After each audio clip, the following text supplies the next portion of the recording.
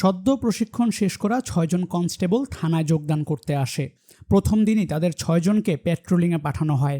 তবে তারা পেট্রোলিংয়ের সময় একজন ব্যক্তিকে চোর সন্দেহ করে পাশের একটি বস্তির মধ্যে ঢুকে পড়ে। আর এরপরেই তারা এমন এক গোলকধাঁধায় পড়ে যায় যেখান থেকে বের হওয়ার কোনো রাস্তাই নেই, কারণ এই বস্তির প্রতিটি অলিতে গলিতে অপেক্ষা করছে সাক্ষাৎ মৃত্যু। ধীরে ধীরে ওই ৬ কনস্টেবলও বুঝতে পারে তারা এখানে ভুল করে আসেনি, বরং তাদের পরিকল্পিতভাবে এখানে আনা হয়েছে।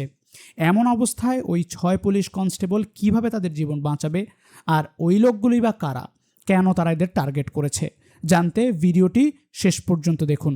আজ আমরা এক্সপ্লেইন করতে যাচ্ছি 2025 সালে মুক্তি পাওয়া সাসপেন্স থ্রিলার তামিল মুভি থানাল।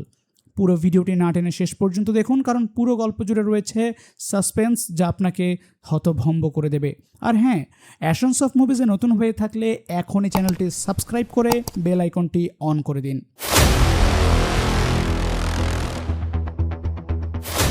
মুভির প্রথমেই আমাদের বর্তমান সময়ের 2 বছর পূর্বের একটি ঘটনা দেখানো হয়। 7 জুলাই পুলিশ চেন্নাইয়ের একটি বাড়িকে ঘিরে গুলি চালাচ্ছে, কারণ তাদের কাছে তথ্য আছে 1 মাস আগে শহরে যে ব্যাংক ডাকাতি হয়েছিল ওই ডাকাতরা এই ভবনে আছে। ভবনের ভিতর থেকে ওই ডাকাতরাও পুলিশের উপর এলো পাতাড়ি গুলি চালাচ্ছিল। তারই একটি গুলি ইন্সপেক্টরের গায়ে এসে লাগে। এরপর পুলিশ খুব কৌশলে একে একে তাদের 4 জনকে এনকাউন্টার করে। ভিতরে থাকা 5ম ছেলেটি তখনও বারবার কাউকে কল করার চেষ্টা করছিল, কিন্তু সে যাকে কল করছে সে ফোন পিক করছে না। এর মধ্যে পুলিশ ভিতরে ঢুকে পড়ে। তখনই ছেলেটির ফোন বেজে ওঠে। এরপর ছেলেটি যখন ফোনটি তুলতে যায়, পুলিশ মনে করে সে অস্ত্র তুলতে যাচ্ছে, এজন্য ওই ছেলেকেও এনকাউন্টার করে মেরে ফেলে। এরপর পুলিশের ডিজিপি আসেন। তখনও ছেলেটির ফোন বারবার বাজছিল, এজন্য ডিজিপি রিসিভ করে কথা বলেন। সিআই তখন ডিজিপিকে জানায় দ্বিতীয় ব্যাংক থেকে লুট হওয়া টাকা পাওয়া গেছে, কিন্তু প্রথম ব্যাংক থেকে যে টাকা লুট হয়েছিল সেগুলো এখনও পাওয়া যায়নি। এজন্য ডিজিপি এদের পরিবারকে ডেকে ইনকোয়ারি করতে বলে। আর বের হওয়ার সময় ডিজিপি মিডিয়াকেও জানান এক ব্যক্তির দেওয়া তথ্যের ভিত্তিতে তারা এখানে অভিযান চালানোর সময় ডাকাতরা অতর্কিত গুলি চালায়। বাধ্য হয়ে তারা এনকাউন্টার করে ওদের মেরে ফেলেছে। তাই এই ডাকাতির কেস এখানেই শেষ। সিন চলে যায় এই ঘটনার 1 বছর পর 7 জুলাই রাত। পুলিশের একটি টহল জিপ শহর জুড়ে টহল দিচ্ছিল। তখনই ইন্সপেক্টর কিছু একটা দেখতে পেয়ে নিচে নেমে চেক করতে যাচ্ছিলেন। ঠিক তখনই অন্ধকারের ভিতর থেকে এক ব্যক্তি এসে ইন্সপেক্টরের গানটি ছিনিয়ে নেয়। এমনকি ইন্সপেক্টর সহ জিপে থাকা 6 জন কনস্টেবলকে মারধর করে জিপের মধ্যে বেঁধে রাখে। এখানে শুধু ওই ব্যক্তিই নয়, তার সাথে আরও লোকজন ছিল। ইন্সপেক্টর তখনও জানতে চাচ্ছিল, আমাকে কেন মারতে চাইছো, আমি তোমার কি করেছি? লোকটি শুধু বলে, তোমার সাথে আমার কোনো সমস্যা নেই, সমস্যা তোমার গায়ে থাকা ইউনিফর্মের সাথে। আজ আমি যে সমাধান দেব তা পুরো ডিপার্টমেন্ট মনে রাখবে। বলে সে জিপটিকে একটি ইলেকট্রিক ট্রান্সফরমারের দিকে ছুড়ে দেয়। আর ধাক্কা খাওয়া মাত্রই ব্লাস্ট হয়ে সিআই সহ 6 জন কনস্টেবল সেখানেই মারা যায়। এখান থেকে সিন প্রেজেন্টে আমাদের বিনীত নামে সেই লোকটাকে দেখানো হয়। বিনীত তার লোকজন নিয়ে সুড়ঙ্গ করার কাজ করছে, আর এই কাজটি শহরের মধ্যে থাকা বস্তির ভেতর থেকেই পরিচালনা করা হচ্ছিল। তারা বস্তির ভিতর থেকে সুড়ঙ্গের মধ্যে প্রবেশ করে খননের কাজ করে, আবার কাজ শেষে বস্তিতে ফিরে আসে। তবে আজকে কাজ শেষে ফিরেই বিনীত লক্ষ্য করে ডিজিপি তার ইন্টারভিউতে বলছে তারা কিছু নতুন কনস্টেবল নিয়োগ দিয়েছিলেন, ট্রেনিং শেষ করে কালই তারা যোগদান করবেন। সিন চলে যায় পরবর্তী দিনে। আমাদের মুভির মূল চরিত্র অখিলকে দেখানো হয়। অখিলও সবেমাত্র চাকরিটা পেয়েছে, আজই জয়েন করতে হবে।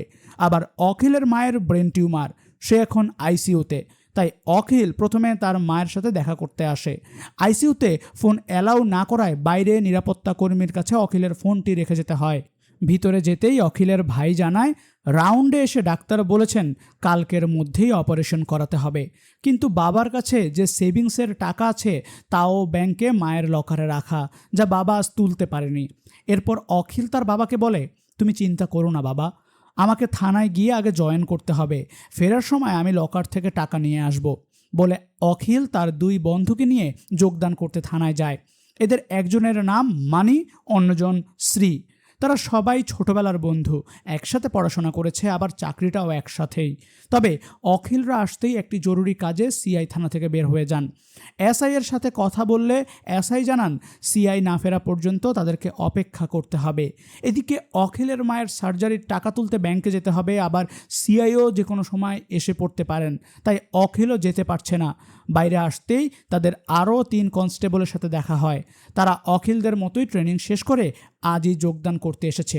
মূলত গত বছর ওই ট্রান্সফরমার বিস্ফোরণে সিআই সহ যে 6 জন কনস্টেবল মারা গিয়েছিল, তাদের ভ্যাকেন্সিতেই এই 6 জনকে এখানে পোস্টিং দেওয়া হয়েছে। অখিলরা এই বিষয় নিয়ে কথা বলছিল, ঠিক তখনই জিতু নামে একটি ছেলে আসে। জিতু মূলত থানায় চা দেওয়ার কাজ করে। জিতু অখিলদের চা দিলে অখিলদের মধ্যে থাকা একজন জিতুর সাথে একটু বাজে ব্যবহার করছিল। এজন্য জিতু একসময় বলে, দেখুন, আমি এখানে অনেক বছর যাবৎ থাকি, আর আপনারা নতুন। আমি যদি কাল না আসি, সিআই এর জুতা পলিশ করা থেকে শুরু করে সবার কাজ আপনাদেরকেই করতে হবে। তবে যাওয়ার সময় অখিলদের সে তার নম্বরটিও দিয়ে যায়, যাতে কিছু লাগলে কল করে বলতে পারে। অন্যদিকে বিনীত তার লোকজন নিয়ে আজ রাত 2টায় ব্যাংক লুট করার প্ল্যান করছে। এখানে তাদের কথাবার্তায় আমরা এটাও জানতে পারি বিগত 2 বছর যাবৎ তারা আজকের দিনের জন্যই অপেক্ষা করছিল।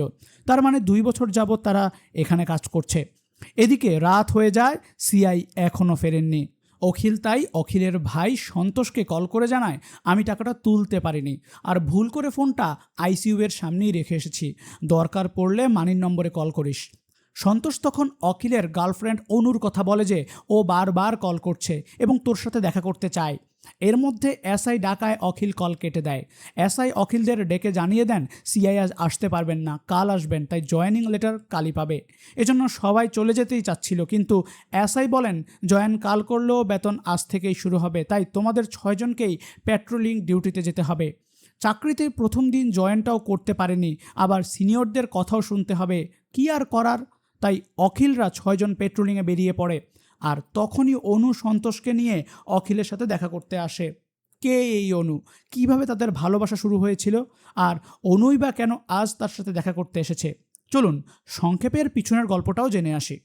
অনু আর অখিল একই সাথে একই কলেজে পড়াশোনা করত, একই মহল্লাতে বাড়ি। তখন থেকেই অখিল অনুকে পছন্দ করত। সেই সুবাদে 2 বন্ধুর বুদ্ধিতে অখিল একদিন অনুকে লাভ লেটার দিতে গিয়ে অনুর দাদির হাতে গিয়ে পড়েছিল। আর ওই বিষয় নিয়ে অনুর দাদি অনুর বাবা এবং অখিলের বাবাকেও জানিয়ে দেয়। অনুর বাবা একসময় তার পরিবার নিয়ে এখান থেকে চলে যান, তবে কিছুদিন আগেই তারা আবার এখানে ফিরেছেন। আর একই সাথে অখিলের মনের মধ্যেও তার পুরনো প্রেম জেগে উঠেছে। এজন্য অখিল অনুকে কনভিন্স করতে রাত দিন চেষ্টা করছিল যে অখিলের জন্য অনুকে ওই সময় এত কিছু ফেস করতে হয়েছিল, সেই অখিল এখন অনুর পিছে ঘুরছে। কিন্তু অনু বিন্দু মাত্র পাত্তা দিচ্ছে না। তারপর মানি আর শ্রীর বুদ্ধিতে অখিল তাকে কনভিন্স করতে বিভিন্ন চেষ্টা করেই যাচ্ছে। এর মধ্যে এক রাতে অখিল লক্ষ্য করে অনু রাস্তায় দাঁড়িয়ে আছে।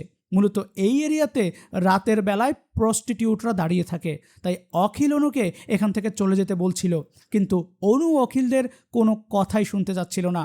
অবশ্য কিছুক্ষণের মধ্যেই অনু স্পষ্টই বুঝতে পারে অখিল কেন তাকে ওখান থেকে চলে যেতে বলছিল। সাথে এটাও বুঝতে পারে অখিল তাকে প্রোটেক্ট করছে। এতে করে অনুর মনের মধ্যে অখিলের জন্য একটা সফট কর্নার তৈরি হয়ে যায়। এরপর কথা বলা থেকে শুরু করে দেখা করা, আর এভাবেই তাদের গল্পটা ভালোবাসায় গড়ায়। তবে একদিন অনুর বাবা তাদেরকে একসাথে দেখে অখিলকে তার বাড়িতে ডাকেন। অনুর বাবা জানতে চান, তুমি কি করো? অখিল বলে, পড়াশোনা করি। কিন্তু অখিল এখনও 12 ক্লাসে পড়ে আছে, তাই অনুর বাবা অখিলকে ছোট্ট করে অপমান করে বলেন, আমরা যখন এখানে ছিলাম তখনও তুমি 12 গ্রেডেই ছিলে, এখনও তুমি 12 গ্রেডেই আছো। আর অনু আইসিএস করেছে, তার মানে তোমার সাথে অনুকে বিয়ে দিলে তোমাকে আর অনুশোচনা করতে হবে না, অনুই তোমার পড়াশোনা করতে পারবে। মানে অনুর বাবা তাকে স্পষ্ট করে বুঝিয়ে দিচ্ছেন যে একজন অকর্মা ছেলের সাথে সে কীভাবে তার মেয়েকে বিয়ে দেবে। এজন্য অখিল বের হয়ে যায়। তবে এরপর অনুর বাবা অনুকেও বোঝান, আমার যদি ওর প্রতি বিন্দুমাত্র ভরসা থাকতো যে ও তোকে ভালো রাখতে পারবে, তাহলে আমি বিয়ের প্রস্তাবটা নিয়ে নিজেই ওর বাড়িতে যেতাম।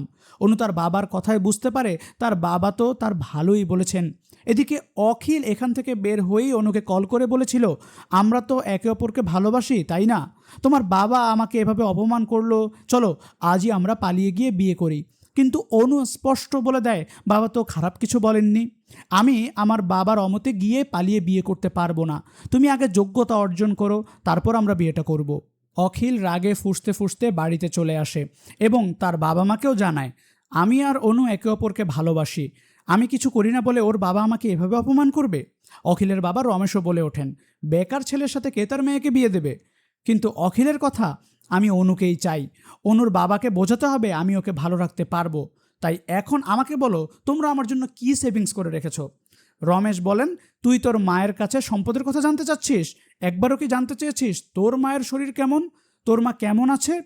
রমেশ ঘরের ভিতর থেকে অখিলের মায়ের টেস্টের কিছু রিপোর্ট এনে দেখিয়ে বলে, এই নে দেখ, তোর জন্য আমরা কি জমিয়ে রেখেছি। 1 বছর আগে অ্যাক্সিডেন্টে তোর মায়ের ব্রেনে টিউমার হয়েছে, ডক্টর বলছেন দ্রুত অপারেশন না করলে বাঁচানো যাবে না, অপারেশন করতে এখন 18 লাখ টাকা লাগবে। আমার সেভিংসের টাকা আর বাড়িটা বিক্রি করে তোর মায়ের চিকিৎসা করাতে চাচ্ছি, কিন্তু তোর মা কি বলছে জানিস?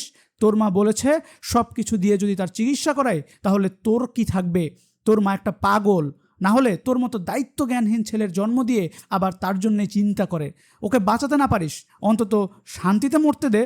ছেলে সন্তানকে বাবার আশীর্বাদ মনে করে, কিন্তু আমার মনে হয় তুই না জন্মালেই ভালো হতো। এই সব কিছু শোনার পর অখিলের চোখের সামনে সেই দৃশ্যগুলো ভাসছে, যখন তার বাবা তার অসুস্থ মাকে নিয়ে অনেক চিন্তা করতেন, তাকে হসপিটালে নিয়ে যেতেন, তার টেক কেয়ার করতেন, কিন্তু অখিল একবারও তার বাবা মায়ের কাছে জানতে পর্যন্ত যায়নি, নিজের মতো ঘুরে ফিরে কাটিয়েছে। সিন প্রেজেন্টে অখিল অনুকে বলে, দেখো অনু, আমার মা এখন আইসিইউতে আছে, আমার মাকে চিকিৎসা করাতেই আমি পুলিশের চাকরিটা নিয়েছি, এখন আমার মাথায় অন্য কিছু আসছে না। অনুর কথা, 2 দিন পর আমার এঙ্গেজমেন্ট, আমি বা কী করব? অখিলের কথা, তোমার বাবা তো বললেন আমি তোমার জন্য উপযুক্ত না, আমার বাবাও তেমনই বলেন। অনু বলে, তোমার বাবা আমাদের বাড়িতে এসেছিলেন। আসলে অখিলের ফোনে অনু বারবার কল করছিল, কিন্তু অখিলের ফোনটি আইসিইউ এর সামনে রেখে আসায় একসময় অখিলের বাবা সেই ফোনটি রিসিভ করেন। রিসিভ করতেই অনু বলছিল, কলটা কেটো না, আমার গুরুত্বপূর্ণ কিছু কথা আছে। তবে অখিলের বাবা কল ধরায় অনু ভয় পেয়ে কল কেটে দেয়। অখিলের বাবা বিষয়টি বুঝতে পেরে অনুদের বাড়িতে গিয়ে অনুর বাবার সাথে অনু আর অখিলের বিষয়ে কথা বলেছিলেন, কিন্তু অনুর বাবার কথা, আমার মেয়ে একজন কালেক্টর হবে, একজন কনস্টেবলের সাথে তো আর আমি বিয়ে দিতে পারি না। তাই রমেশ আর কোনো কথা না বাড়িয়ে অনুর বাড়ি থেকে চলে এসেছেন। এজন্যই মূলত অনু অখিলের সাথে দেখা করতে এত দূর পর্যন্ত এসেছে। অনু অখিলকে বোঝায়, ওই দিন তুমি ঠিক বলেছিলে, তোমার কথা মতো সেদিন আমরা পালিয়ে যাওয়া উচিত ছিল, কিন্তু আমি সেদিন তোমার কথা শুনিনি। অখিলের কথা, ওই দিন যদি তোমার বাবা এভাবে আমাকে অপমান না করতেন তাহলে আমি আমার বাবা মায়ের বিষয়ে জানতে পারতাম না, আমার মায়ের অসুস্থতার কথাও জানতে পারতাম না। ওই দিনের ঘটনার জন্যই আমার মা জীবিত এবং আমি চাকরি করছি, তাই আমি কোনোভাবেই আমার পরিবারকে আর কষ্ট দিতে পারবো না। তবে অনু শেষবারের মতো অখিলকে একটি ঘড়ি দিয়ে বলে, আমি রাত 12টার সময় তোমার জন্য অপেক্ষা করব, তুমি যদি না আসো তাহলে জীবনে কখনো আমাকে আর পাবে না, বলে অনু চলে যায়। এরপর অখিলরা 6 জন পেট্রোলিং করছিল। ঠিক তখনই এক ব্যক্তি ম্যানহোলের ঢাকনা খুলে বের হয়ে আসে। সাধারণত কর্পোরেশনের লোকজন যারা কাজ করে তারা সন্ধ্যার আগেই কাজ শেষ করে, এত রাতে কারো ম্যানহোলের মধ্যে থাকার কথা না, এজন্য অখিলদের সন্দেহ হয়। তবে ওই ব্যক্তিকে ডাকা মাত্রই সে দৌড়ে পালানোর চেষ্টা করে। অখিলরা তার পিছু নিতে নিতে একসময় পাশের বস্তির মধ্যে ঢুকে পড়ে, আর বস্তির মধ্যে ঢুকে তারা বুঝতে পারে তারা এমন একটি জায়গায় ঢুকে পড়েছে, ঘুরে ফিরে তারা একই জায়গায় আসছে, মানে সবগুলো রাস্তাই একই রকম, পুরোই যেন একটা গোলক ধাঁধা। সরকারের পক্ষ থেকে এই বস্তিবাসীদের জন্য কোথাও শিফট করার প্ল্যান করা হয়েছিল, কিন্তু বস্তিবাসীরা কোর্টে মামলা করায় তাদেরকে আর সরানো সম্ভব হয়নি। এজন্যই বস্তির মধ্যে কেউ আসা যাওয়া করে না এবং বস্তির রাস্তা সম্পর্কে কারো কোনো আইডিয়া পর্যন্ত নেই। এরপর অখিলরা ওই ব্যক্তিকে খোঁজার জন্য সামনের দিকে অগ্রসর হয়, আর এভাবে যেতে যেতে একসময় তারা এক বৃদ্ধ ব্যক্তিকে দেখতে পায়। অখিল ওই ব্যক্তির কাছে পালিয়ে আসা সেই ব্যক্তির বিষয়ে জানতে চাচ্ছিল, কিন্তু সে কোনো উত্তরই দিচ্ছিল না। এতে করে অখিলদের মধ্যে একজন খুব উত্তেজিত হয়ে যায়, তবে অখিলরা তাকে বোঝায় তার সাথে এমন ব্যবহার করা উচিত হবে না। এরপরে থানা থেকে এসআই কল করে তাদের বর্তমান লোকেশন জানতে চান। অখিলদের মধ্যে থেকে নরেশ তখন এসআইকে জানায় যে আমরা এক চোরকে সন্দেহ করে তাকে খুঁজতে বস্তির মধ্যে ঢুকে পড়েছি, কিন্তু এখানে এসে তাকে খুঁজে পাচ্ছি না। এসআই বলেন, ঠিক আছে, যদি তোমাদের কোনো হেল্প প্রয়োজন হয় আমাকে দ্রুত কল করবে। এজন্য অখিলরা দুজন করে বিভক্ত হয়ে আলাদা আলাদাভাবে তল্লাশি করার সিদ্ধান্ত নেয়। আর একটু সামনে যেতেই এক মহিলা তার ছেলেকে দেখতে পায়। এই মহিলার নাম গঙ্গা। গঙ্গার কাছে ওই লোকের বিষয়ে জানতে চাইলে গঙ্গা শুধু অখিলকে বলে, আপনারা এখানে কেন এসেছেন? যত দ্রুত সম্ভব এখান থেকে চলে যান। তবে অখিলরা কোনো গুরুত্ব না দিয়ে সামনের দিকে এগিয়ে যায়। আর এভাবে যেতে যেতে বস্তির ঠিক মাঝখানে যেতেই বিনীতকে দেখতে পায়। নরেশ তখন বিনীতের কাছে জানতে চাচ্ছিল, তোমরা এখানে কি করছো? বিনীত তার সাথে থাকা সহযোগীদের দ্রুত এখান থেকে চলে যেতে বলে। আবার বিনীত নরেশদের কোনো উত্তরই দিচ্ছে না। এই জন্য নরেশ বিনীতের কাছে গিয়ে বিনীতকে কলার ধরা মাত্রই একটি ছুরি দিয়ে নরেশকে এক কোপে মেরে ফেলে। অখিলরা বুঝতে পারছে এই জায়গা তাদের জন্য একদমই নিরাপদ নয়। তাই অখিলরা জীবন বাঁচাতে সেখান থেকে দৌড়ে পালানোর চেষ্টা করে। পালাতে গিয়ে এক একজন এক এক দিকে বিভক্ত হয়ে যায় এবং এরপরই সেই বৃদ্ধ লোকটা অখিলদের মধ্যে থাকা একজনের পেটে ছুরি মেরে তাকে মেরে ফেলে। অখিল আর হরি এটা দেখা মাত্রই দৌড়ে সেখান থেকে অন্য একটি জায়গায় গিয়ে লুকিয়ে পড়ে। হরি থানায় কল করতে চাচ্ছিল, কিন্তু ফোন বের করে দেখে তার ফোনে সিগন্যাল নেই। আবার থানায় কল করবে, এসআইয়ের নম্বরটাও নেই। অখিল তখন নরেশের ফোনটি আনার প্ল্যান করে, কারণ নরেশের ফোনে তো এসআই কল করেছিলেন। নরেশের ফোন পেলে এসআইকেও কল করা যাবে, আবার মানিকেও কল করে তার লোকেশনও জানা যাবে। কিন্তু হরির কথা, নরেশের বডি বা কোথায় আছে আর আমরাই বা এখন কোথায় আছি, আমরা কি করে বুঝতে পারবো? তবে তারা একটু সামনে গিয়ে দেখে নরেশের বডিটা যেখানে পড়েছিল বডি সেখানে নেই। তার মানে ওরা নিয়ে গেছে। তাই অখিল আগে মানি এবং শ্রীকে খোঁজার সিদ্ধান্ত নেয়। হরি তখন গঙ্গার কথা মনে পড়ে, কারণ গঙ্গা তাদের বলেছিল আপনারা এখান থেকে বের হয়ে যান। তার মানে গঙ্গা হয়তো বা এই বিষয়ে ভালো করেই জানে। এজন্য অখিলরা আবারও গঙ্গার কাছে যায়। এখানেও ফোনের সিগন্যাল পাওয়া যাচ্ছে না। হরি গঙ্গার কাছে জানতে চাচ্ছিল এরা কারা, আমাদের কেন মারতে চাইছে। গঙ্গা আবারও বলে, আমি আগেই আপনাদের বলেছিলাম যত দ্রুত সম্ভব এখান থেকে চলে যান। অখিল জানতে চায়, আপনি কে আর এরাই বা কারা, এদের সাথে আপনার সম্পর্ক কি? গঙ্গা বলে, আমিও আপনাদের মতো এখানে এসে ফেসে গেছি, এখন ছেলেকে নিয়ে বের হতে পারলেই বাঁচি। গঙ্গা বলে, আমি সব রাস্তা চিনি, কিন্তু বের হতে গেলে আপনারা ওদের হাতে ধরা পড়ে যাবেন। অখিল স্পষ্টই বুঝতে পারছে তাদেরকে এখান থেকে জীবন নিয়ে ফিরে যেতে হলে কোনোভাবে তাদেরকে আগে ডিপার্টমেন্টের সাথে যোগাযোগ করতে হবে, নয়তো তারা বেঁচে ফিরতে পারবে না। কিন্তু যোগাযোগটা কিভাবে করবে? নেটওয়ার্ক তো পাচ্ছে না। গঙ্গা বলে, আমার বাড়ি থেকে 3 রাস্তা পর গিয়ে একটি লাল অ্যান্টেনা পাবেন, ওই অ্যান্টেনা দ্বারা আপনার নেটওয়ার্ক পেয়ে যাবেন। গঙ্গা তার সাথে এটাও বলে, আপনারা এখান থেকে চলে যান, ওরা যদি জানতে পারে আপনারা আমার এখানে এসেছেন আমাদেরকেও মেরে ফেলবে। এদিকে মানি এবং শ্রীও বস্তির ঠিক অপর প্রান্তে পৌঁছে গেছে। সেখানেও ফোনে সিগন্যাল পাওয়া যাচ্ছে না, এজন্য অখিলদের সাথে যোগাযোগ করতে পারছে না। আবার গঙ্গার কথা মতো অখিলরা ওই রেড অ্যান্টেনার নিচে এসে দেখে এখানেও সিগন্যাল পাওয়া যাচ্ছে না। তবে পাশের ঘরের ফুটো দিয়ে উকি দিয়ে দেখে তাদের নরেশ এবং অন্য একজন কনস্টেবলের বডি এর সাথে রয়েছে। অখিল চিন্তা করে নরেশের ফোনে হয়তোবা সিগন্যাল পাওয়া যেতে পারে, তাই যে কোনোভাবে নরেশের ফোনটি উদ্ধার করতে হবে। তবে এরপরেই অখিল উকি দিয়ে দেখে ভিতরে কেউই নেই। তাই অখিলরা ভিতরে প্রবেশ করে, আর ঢুকেই যা দেখে তা তারা চিন্তাও করেনি, কারণ এটা তো তাদের কন্ট্রোল রুম। নিজেদের মধ্যে যোগাযোগ রক্ষা করতে বা কিছু লাগলে তারা সব কিছু সেট আপ করে রেখেছে। এমনকি টেবিলে থাকা ওই ম্যাপ দেখে অখিল স্পষ্টই বুঝতে পারে ওরা ব্যাংক ডাকাতি করার প্ল্যান করছে। এই এরিয়াতে থাকা যত ব্যাংক আছে একসাথে সবগুলো ব্যাংক চুরি করার প্ল্যান করছে, আর এই ডাকাতিটা করবে ঠিক রাত 2টার সময়।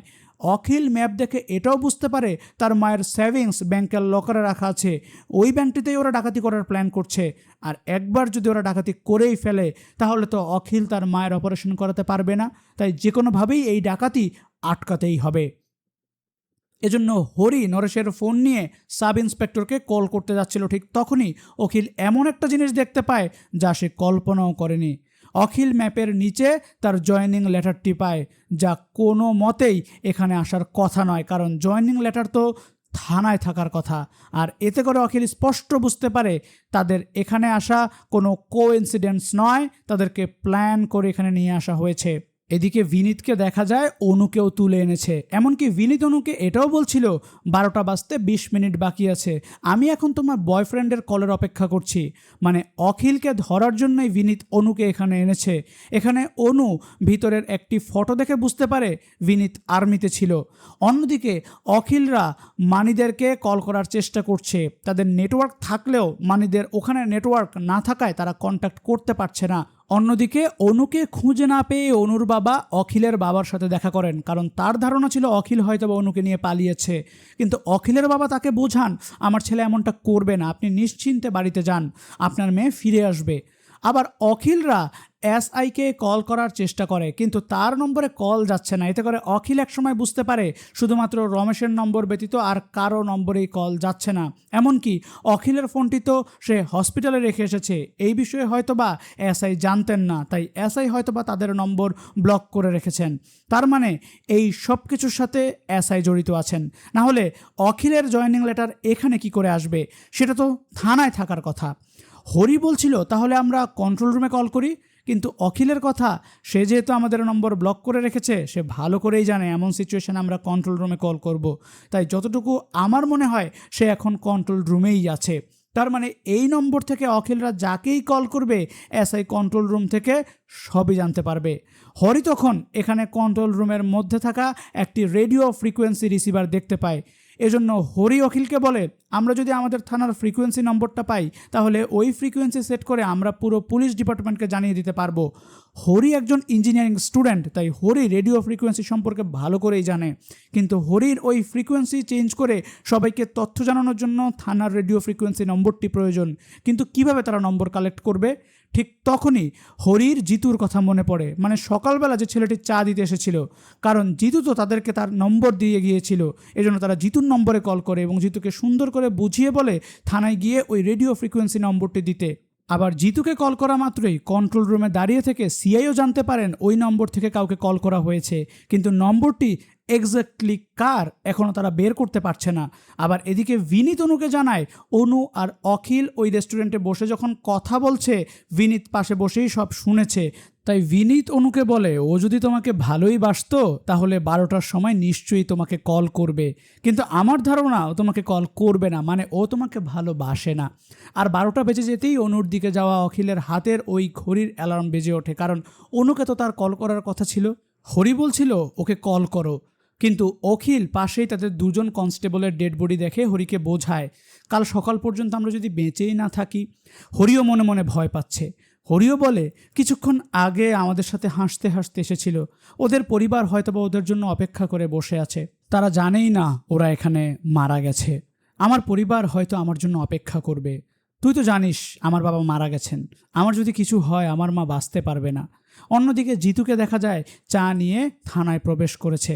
অখিলরা জিতুকে যেভাবে বলে দিয়েছে ঠিক সেভাবেই জিতু গোপনে রেডিও ফ্রিকোয়েন্সি নম্বর নেওয়ার চেষ্টা করছিল, কিন্তু এসআই বারবার জিতুকে সরিয়ে দিচ্ছেন। ঠিক তখনই কন্ট্রোল রুম থেকে সিআই কল করে এসআইকে নম্বরটি দিয়ে দ্রুত চেক করতে বলেন, কারণ এই নম্বরটির লোকেশন থানার আশেপাশেই দেখাচ্ছে। এর মধ্যে জিতু রেডিও ফ্রিকোয়েন্সি নম্বর নিয়ে থানা থেকে বের হয়ে যায়। আর এরপরই একজন কনস্টেবল নাম্বার দেখে জানায় এটা তো জিতুর নম্বর। তাই এসআই জিতুকে খুঁজতে বের হয়ে যান, কিন্তু জিতু পাশে লুকিয়ে অখিলকে কল করে ওই ফ্রিকোয়েন্সি নম্বরটি দিয়ে দেয়।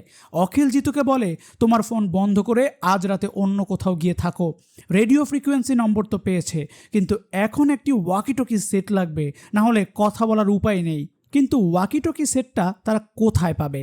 অখিলরা তখন একটি প্ল্যান সাজায়, হরিকে বাইরে পাঠায়। হরিকে দেখে বিনীতের একজন লোক যখন হরিকে মারতে যাবে তখনই অখিল পিছন থেকে তার মাথায় আঘাত করে সেন্সলেস করে ফেলে, কিন্তু তার কাছে চেক করে দেখা যায় তার কাছে তো ওয়াকিটকি সেট নেই। আর এরপরই মানি ও শ্রীকে পেয়ে যায়। এখানে এতক্ষণ কি হয়েছে মানি আর শ্রী কিছুই জানে না, তাই অখিল তাদেরকে পুরো বিষয়টা খুলে বলে। অখিল বলে, আমরা কোথায় আছি, কিভাবে বের হব কিছুই বুঝতে পারছি না, ঘুরে ফিরে একই জায়গায় চলে আসছি, তাই আমাদের বের হতে হলে যে কোনো মূল্যে একটি ওয়্যারলেস সেট জোগাড় করতে হবে। তাই অখিল মানিকে নিয়ে ওয়াকিটকি সেট খুঁজতে বের হয়ে যায়। অন্যদিকে এসআইও সিআইকে কল করে জানান ওই নম্বরটি জিতুর নম্বর, তবে জিতুকে খুঁজে পাওয়া যাচ্ছে না। আবার সকালবেলা জয়েন করার কথা বলে থানায় এসে অখিলরা আর ফিরে যাননি। এজন্য অখিলের বাবা অখিলের খোঁজ করতে থানায় এসেছেন।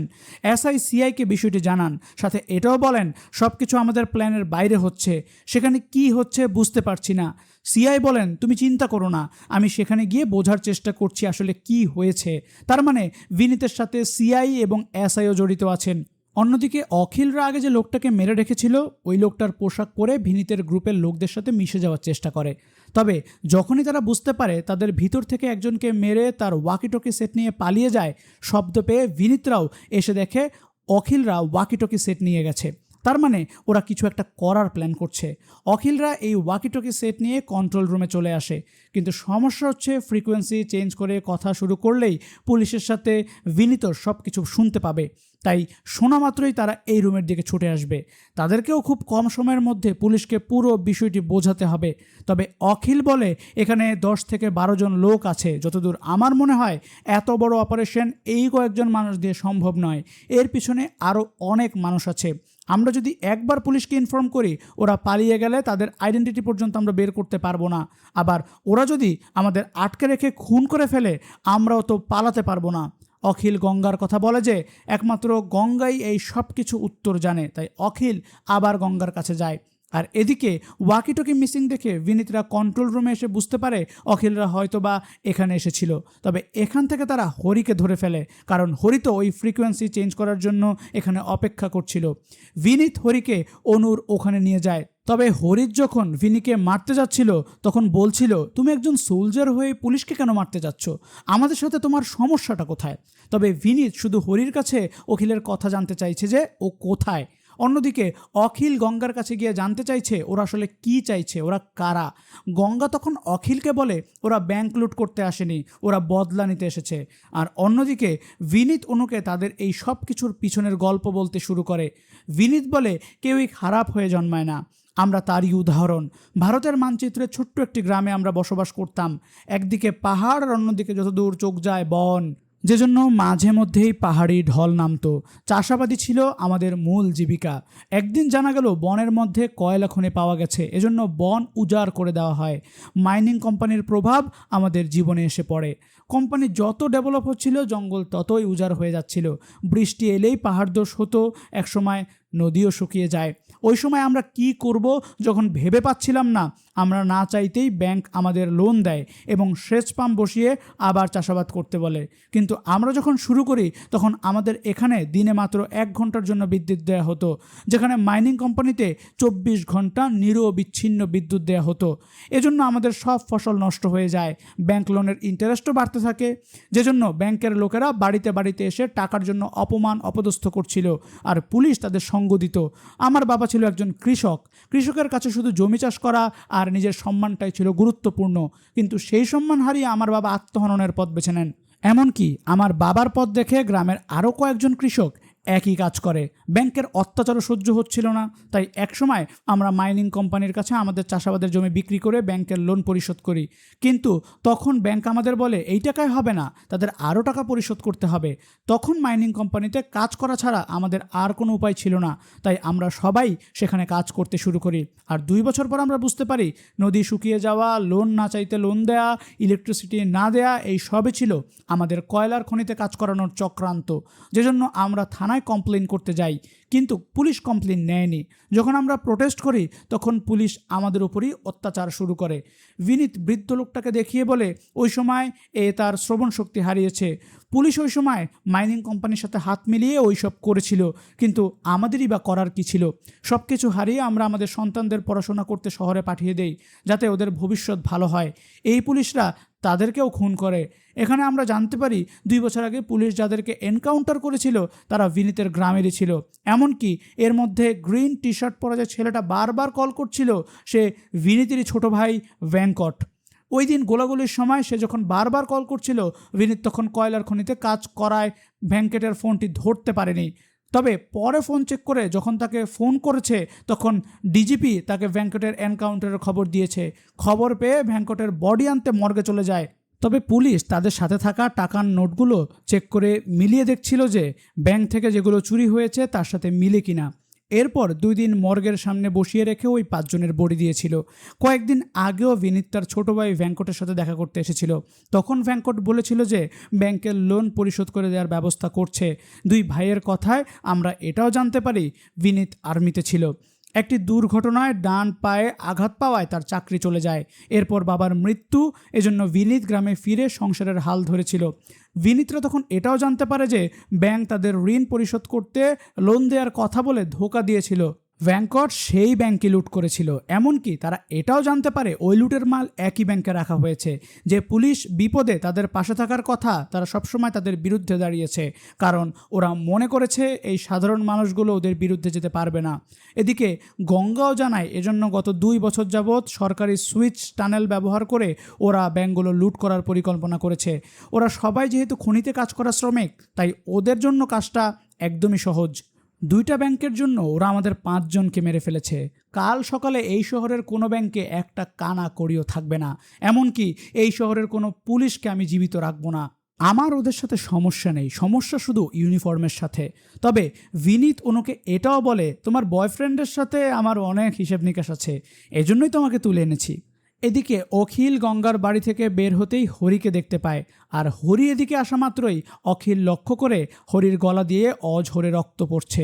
হরি শুধু অখিলকে বলে, আমার মায়ের খেয়াল রাখিস, বলে হরি মারা যায়। আর এরপরই বিনীতের কয়েকজন লোক এসে অখিলকে ধরার চেষ্টা করছিল। অখিল তাদের সাথে ফাইট করে কোনো রকমে সেখান থেকে বেঁচে যায়। আবার এদিকে সিআইও বস্তিতে এসে মানি আর শ্রীকে দেখে ফেলেন এবং দেখা মাত্রই গুলি চালানোর চেষ্টা করেন, কিন্তু তখনই অখিল এসে সিআইকে ফেলে দিয়ে মানি এবং শ্রীকে নিয়ে সেখান থেকে পালিয়ে যায়। এরপর সিআই বিনীতের সাথে দেখা করেন। এখানে তাদের কথায় আমরা জানতে পারি ব্যাংকের টাকা লুটের শেয়ার নিতেই সিআই বিনীতের সঙ্গ দিচ্ছেন, আর এই 6 জনকে বিনীতের কথা মতোই এখানে পাঠিয়েছেন। যেহেতু তারা সিআই এর ব্যাপারে জেনেই গেছে, এজন্য সিআই বিনীতকে বলছিলেন ওদেরকে মেরে ফেলো, না হলে আমিও ফেসে যেতে পারি। তবে বিনীত বলে, তুমি এখন চলে যাও, টাকা হাতে এলে আমি খবর দেব। এজন্য সিআই চলে যাচ্ছিলেন। অখিলরা তখন এই সুযোগ কাজে লাগিয়ে সিআইকে ফলো করে এই বস্তি থেকে বের হওয়ার রাস্তাটা চিনে নেয়। মানি বলছিল, চল আমরা চলে যাই, গিয়ে ডিপার্টমেন্টে খবর দেই। অখিল তখন একটি ওয়াকি টকি দেখায়। মূলত অখিল যখন সিআইকে ধাক্কা দিয়ে ফেলে দিয়েছিল, ওই সময় সিআই এর পকেট থেকে সে ওয়াকি টকি রেখে দিয়েছিল। তার মানে এই ওয়াকি টকি দিয়ে সে এখন সবাইকে জানিয়ে দিতে পারবে। এরপরে অখিল এই ওয়াকি টকির মাধ্যমে কন্ট্রোল রুম সহ সকল পুলিশ ফোর্সকেই বিনীতদের ব্যাংক লুটের প্ল্যানের কথা জানিয়ে দেয়। আর সাথে সাথেই পুরো পুলিশ ফোর্স শহরের প্রতিটি ব্যাংকের সামনে গিয়ে অবস্থান নেয়। ডিপার্টমেন্টকে খবরটি দেওয়ার পর অখিল মানিকে বলে, তুই বেরিয়ে যা, ডিপার্টমেন্টের লোক আসলে তুই ওদেরকে নিয়ে আসবি। অখিল গঙ্গা আর শ্রীর কথা বলে যে ওরা দুজন ভিতরে আটকে আছে, আমি ওদেরকে বের করে নিয়ে আসি। তাই মানিকে বাইরে পাঠিয়ে দিলে অখিল আবার ভিতরে প্রবেশ করে। এদিকে বিনীত শ্রীকেও ধরে ফেলেছে। অখিল গঙ্গার বাড়িতে গিয়ে গঙ্গাকে তার সাথে যেতে বলছিল, তবে গঙ্গা জানায় ওরা অনু নামে একটি মেয়েকে ধরে এনেছে, পারলে ওই মেয়েটিকে বাঁচাও। আর অনুর কথা শুনে অখিল বুঝতে পারে তার জন্যই অনুকে ধরা হয়েছে। তাই গঙ্গা লোকেশন বলে দিলে অখিল সাথে সাথে অনুর কাছে চলে যায়। আর এরপরই দেখা যায় অখিল যে গঙ্গাকে বিশ্বাস করে তাকে বাঁচাতে এসেছে, এই গঙ্গা অন্য কেউ নয়, বিনীতের স্ত্রী। আর গঙ্গা যা কিছু করেছে সব কিছুই বিনীত এবং গঙ্গার মাস্টার প্ল্যান। তারা প্ল্যান করেই অখিলকে এই পর্যন্ত নিয়ে এসেছে। আর এরপর বিনীত অখিলকে এটাও জানায় তার ডিপার্টমেন্টের লোকজনের টাকার লোভে তাদের 6 জনকে এখানে মৃত্যুর মুখে পাঠিয়েছে। কিন্তু এখানে আসল প্রশ্নটা হচ্ছে বিনীতের সাথে অখিলের কানেকশনটা কোথায়? বিনীত কেন শুধুমাত্র অখিলকে টার্গেট করেছে? অখিলকে কেন সে মারতে চাইছে? চলুন তাহলে এর পিছনের গল্পটা জেনে আসি। সিন চলে যায় 2 বছর আগে, 7 জুলাই, যে রাতে বিনীতের ভাই ভ্যাঙ্কটদের এনকাউন্টার করা হয়েছিল। ওই রাতে অখিলের বাবা রমেশ আর তার মা স্কুটিতে করে বাড়িতে ফিরছিলেন। পথে পুলিশ চেকপোস্টে তাদের কাগজ দেখতে চাইলে তারা তখন দেখাতে পারেননি। তাই অখিল তাদের বাইকের কাগজ এনে পুলিশকে দেখানোর সময় পুলিশ তাদের ছেড়েও দিয়েছিল। মূলত ব্যাংক লুটের জন্যই পুলিশ চেকপোস্ট বসিয়ে চেক করছিল। ঠিক তখনই ভ্যাঙ্কটরা দুজন একটি বাইক নিয়ে আসে এবং তাদেরকে চেক করতে গেলে তারা পুলিশকে ধাক্কা দিয়ে ফেলে সেখান থেকে পালিয়ে যাওয়ার চেষ্টা করে। আর এতে করে রমেশের স্কুটারে ধাক্কা লেগে অখিলের মা পড়ে গিয়ে মাথায় আঘাত পেয়েছিল। আর সেই আঘাতের কারণেই কিন্তু তার মাথার মধ্যে টিউমার হয়েছিল, যে জন্য সে আজ আইসিইউতে। অখিল প্রথমে তার মাকে একটি অটোতে তুলে হসপিটালে পাঠিয়ে দেয়। আর এরপর ভ্যাঙ্কটদের পিছু করে। পুলিশও ভ্যাঙ্কটদের ধরার জন্য পিছু করছিল, কিন্তু ভ্যাঙ্কটরা বাইকে থাকায় পুলিশ গাড়ি নিয়ে যেতে পারছিল না। অখিল তখন তার বাইক নিয়ে ভ্যাঙ্কটদের পিছু করে তাদের ওই অ্যাপার্টমেন্টে পৌঁছে গিয়েছিল। তবে অখিল ভিতরে ঢুকতেই ভ্যাঙ্কটরা তার উপর গুলি চালানোর চেষ্টা করলে অখিল একসময় বের হয়ে বাইরে থেকে দরজা লাগিয়ে দেয়। আর পুলিশকে জানানো মাত্রই পুলিশ এসে তাদের উপর গুলিবর্ষণ শুরু করে। আর এরপর কি হয়েছিল আমরা আগেই দেখেছি। ওই দিন অখিল যদি পুলিশকে তথ্য না দিত তাহলে হয়তোবা ভ্যাঙ্কটরা মারা যেত না। মূলত এজন্যই অখিলের উপর প্রতিশোধ নিতে বিনীত অখিলকে টার্গেট করে এখানে এনেছে। সব কিছু জানার পর সুযোগ বুঝে অখিল বিনীতের উপর আক্রমণ করে, সাথে শ্রীও যোগ দেয়। শ্রী আর অখিল দুজন মিলে বিনীতের লোকেদের সাথে লড়াই করে যাচ্ছিল। তবে তখন এই বৃদ্ধ লোকটি এসে শ্রীর পেটের মধ্যে ছুরি ঢুকিয়ে দেয়। আবার বিনীতের পেটের মধ্যে রড ঢুকে গেছে, তাই বিনীত সেখান থেকে সরে যায়। অখিলও সেখানে থাকা কয়েকজনকে মারধর করে অনু আর শ্রীকে নিয়ে দ্রুত সেখান থেকে বের হয়ে আসে।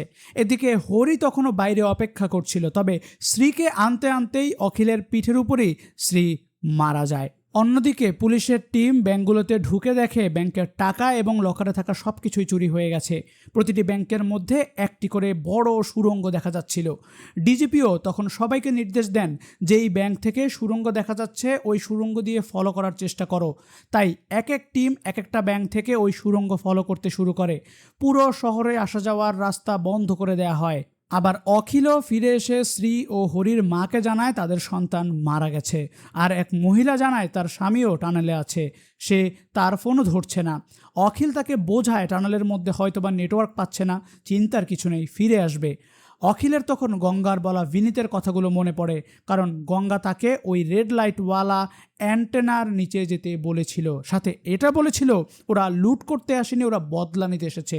অখিলের মনে এখন সন্দেহ জাগছে, ওদের উদ্দেশ্য যদি টাকা লুট করাই হবে তাহলে ওরা কেন শুধুমাত্র পুলিশকে জানাতে চাচ্ছিল? কারণ অখিল যে পুলিশ ফোর্সকে ওই লুটের বিষয়ে জানিয়েছে এটাও বিনীতেরই প্ল্যান ছিল। বিনীত চাচ্ছিল অখিল যেন পুলিশ ফোর্সকে এই বিষয়টি জানায়। অন্যদিকে বিনীত গঙ্গাকে বলে, আমাদের ছেলেকে নিয়ে এখান থেকে চলে যাও, কারণ আমি যেখানেই যাই না কেন, আমি যেখানেই পালিয়ে থাকি না কেন, ওরা আমাকে খুঁজে বের করে মেরে ফেলবে। এটাই সেই সময়, তুমি চলে যাও। আবার 2 বছর আগে ব্যাংক ডাকাতির যে মামলা হয়েছিল সেই থানায় কল করে অখিল তথ্য নিয়ে জানতে পারে বিনীত মূলত আর্মিতে এক্সপ্লোসিভের কাজ করত। বিস্ফোরক দুর্ঘটনায় বিনীতের ডান পায়ে আঘাত পাওয়ায় সে গ্রামে ফিরে এসেছিল, আর কয়লার খনিতে সে বিস্ফোরণের কাজই করত। অখিলের মনে পড়ে অনুকে যেখানে আটকে রাখা হয়েছিল সেখানে সে এক্সপ্লোসিভ দেখেছিল। আবার এদিকে পুলিশ সদস্যরাও ওই সুড়ঙ্গকে ফলো করতে করতে একটি জায়গায় এসে দেখে সবগুলো ব্যাংক থেকে টাকা লুট করা এবং গয়না যা কিছু ছিল সব এক জায়গায় ডাম্প করে রাখা হয়েছে। অখিল বুঝতে পারে ওরা লুট করার প্ল্যান করেনি, ওরা সেখানে অন্য কিছু করার প্ল্যান করেছে। তাই টানেলের মধ্যে থাকা সকল পুলিশ সদস্যকে দ্রুত বের করে আনতে বলে, কিন্তু এতক্ষণে অনেক দেরি হয়ে গেছে। বিনীতরা বস্তির আশেপাশে যত টানেলের মুখ ছিল সবগুলো জায়গায় বিস্ফোরণ ঘটিয়ে টানেলের মুখগুলো বন্ধ করে দেয়। আর এতে করে পুলিশের সদস্যরা ওই টানেলের মধ্যে আটকা পড়ে যায়। তার মানে বিনীতের উদ্দেশ্য ওই টাকাগুলো চুরি করে নিয়ে যাওয়া নয়, ব্যাংকের টাকা এবং গহনাগুলো নষ্ট করা, তার সাথে পুলিশ ফোর্সকে মেরে ফেলা। এজন্য সে প্ল্যান করে তাদের টানেলের মধ্যে নিয়ে গিয়েছে। এদিকে ইন্সপেক্টর এসে যখন তার শেয়ারের বিষয়ের কথা বলছিল বিনীত তখন ইন্সপেক্টরকে মেরে ফেলে। আবার অখিল যেহেতু সব কিছু বুঝতে পারছে তাই পুলিশদের বাঁচাতে সে আবার বস্তিতে ফিরে আসে। বিনীত শেষবারের মতো তার ছেলের হাতে একটি ডায়েরি দিয়ে বলে যায়, আজকের পর থেকে তোমার বাবার বিষয়ে অনেকে অনেক কথাই বলবে, তুমি কারো কথায় কান দিও না, তুমি তোমার বাবার বিষয়ে সত্যিটা জানতে এই ডায়েরিটা পড়ো, সবই তুমি জানতে পারবে। বিনীত ওয়্যারলেসের মাধ্যমে ডিজিপিকে জানিয়ে দেয় 10 মিনিটের মধ্যেই নিচে যারা আটকা পড়েছে সবাই মারা যাবে। এদিকে এসআইকে দেখা যায় অখিলের বাবাকে নিয়ে বিনীতের কাছে এসেছে। তার ধারণা অখিলের বাবাকে ব্যবহার করে তারা অখিলকে এখানে আনতে পারবে। তবে এসআই যখনই বুঝতে পারে বিনীত সিআইকে মেরে ফেলেছে আর এখানে পুলিশ সদস্যদেরকে মারার জন্য বিস্ফোরণ করা হচ্ছে, তখনই সে বিনীতকে গান পয়েন্টে নিতে যায়, কিন্তু বিনীতের লোকজন এসআইকেও মেরে ফেলে। তখন অখিল এসে পড়ে আর বিনীতের লোকেদের সাথে অখিলের তুমুল ফাইট হয়। অখিল লক্ষ্য করে টানেলের ঠিক মুখেই বিস্ফোরকগুলো রাখা হয়েছে। ভিতরে থাকা লোকজন তখনও বাঁচার জন্য চেষ্টা করছে। তবে বিনীত যখনই সেটা ব্লাস্ট করতে যাবে অখিল পাশে এসআই এর গান পেয়ে বাধ্য হয়ে বিনীতের বুকে শ্যুট করে দেয়। আর বিনীতকে শ্যুট করতে যেয়ে গঙ্গাও দৌড়ে এসে যখনই বিস্ফোরণ ঘটাতে যাবে অখিল গঙ্গার পায়ে শ্যুট করে, কিন্তু গঙ্গা ধারালো একটা কিছুর উপর পড়ায় গঙ্গাও মারা যায়। গঙ্গার ছেলেটা দূরে দাঁড়িয়ে তার বাবা মায়ের লাশের দিকে তাকিয়ে থাকে। এরপর নিচে আটকে থাকা সবাইকে উদ্ধার করা হয়। সিন চলে যায় পরবর্তী দিন সকালে। অখিল গঙ্গার ছেলেটিকে অনেক খোঁজাখুঁজি করেও আর খুঁজে পায়নি। সকাল হতেই ডিজিপি আসেন। অখিল তখন ডিজিপিকে বলেন, ওরা যখন বিপদে পড়েছিল, তাদের সাথে যখন অন্যায় করা হয়েছিল, তখন যদি আমরা ওদের পাশে দাঁড়াতাম, আমরা ওদের সাপোর্ট করতাম, আজ হয়তো ওদেরকে এভাবে মরতে হতো না। এদিকে প্রেস এসে জমা হয়েছে ডিজিপির কাছে। এখানে ইনসিডেন্টের বিষয়ে জানতে চাইলে ডিজিপি তাদেরকে জানান মূল হোতা পুলিশের এনকাউন্টারে মারা গেছে, বাকিরা অ্যারেস্ট হয়েছে, তাই এই কেস এখানেই শেষ।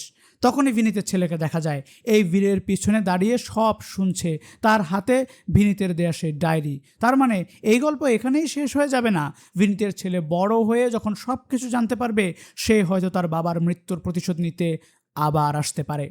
তবে এটা সত্যি, কিছু অসাধু পুলিশ রয়েছে যারা ঘুষ খেয়ে এরকম অসহায় ও নিপীড়িত মানুষদের বিরুদ্ধে দাঁড়ায়, তাদের উপরও অত্যাচার করে, যেজন্য ওই অসহায় মানুষগুলো একসময় এই পুলিশদের বিরুদ্ধে রুখে দাঁড়ায়। তখন এই পুলিশও মারা যায়, ওই অসহায় মানুষগুলোরও মৃত্যু হয়। আর এর জন্য দায়ী হচ্ছে দুর্নীতি। এই দুর্নীতি যতদিন পর্যন্ত বন্ধ করা না যাবে, ততদিন পর্যন্ত সমাজে এই ধরনের ঘটনা ঘটতেই থাকবে। তো আসুন আমরা দুর্নীতিকে না বলি। মুভিটি কেমন লাগলো কমেন্ট করে জানান। ভালো লাগলে অবশ্যই একটি লাইক দিন এবং বন্ধুদের সাথে শেয়ার করুন। দেখা হবে পরবর্তী কোনো টান এক্সপ্লেনেশনে। ততক্ষণ পর্যন্ত ভালো থাকুন, সুস্থ থাকুন। আল্লাহ হাফেজ।